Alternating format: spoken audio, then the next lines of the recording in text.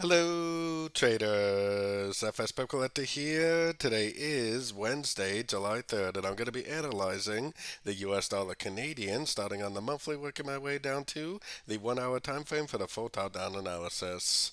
So, on the monthly, I still think that we're most likely in a wave B right now. I think this first 5 waves up is an A. I think this is an A, B, C, or B, which I think needs to go down, take out the low of wave 4 before we actually go up and make a wave C of either 2 or a wave C of wave B. So let's head down to the weekly time frame. On the weekly time frame, I still think this right here is a trend. It looks to me like a wave A. I still think we may have already found a top for a wave B. The US dollar CAD has been sideways for a few months now. Very, very, very sideways price action. And I still think eventually it is going to break to the downside when it's ready to make a wave C of wave B like I was showing on the monthly. Taking it down to the daily time frame, I still suspect that this right here is the top of a wave C. If that's true, then this right here is going to make a lower high, which it kind of already did, and then it's likely that it will start a downtrend.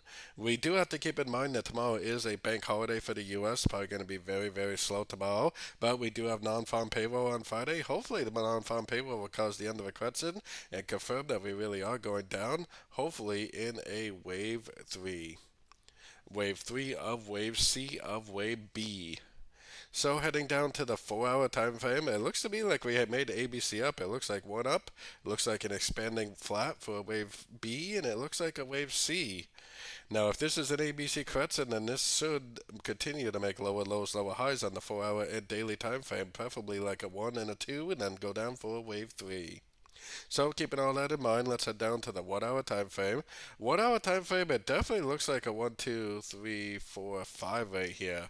So with this 5 waves right here and the fact that we're at the previous lows, it does seem pretty likely that it will go up and break structure. Once it goes up and breaks structure, we can put our Fibonacci retracement out here. If it doesn't go up and break structure, I would definitely continue to look for shorts. There's always a possibility that it just keeps on going down, but with that nice 5 wave pattern, it seems like it will go up, it will break structure. Then we can put our Fibonacci retracement on this move down, and we can look for 3 waves up, which likely will be a wave 2. And we can look for a Fibonacci bounce for an entry to go short for the continuation of the downtrend for wave 3. Hopefully what happens is it goes up over the next couple of days and sets itself up for a shorting opportunity at the non-farm payroll on Friday. So don't forget to join my free Discord channel, which is linked down here in the corner, and don't forget to check out my website if you'd like to get access to my swing trade setups and my daily live Zoom meetings. As always, thank you and happy trading.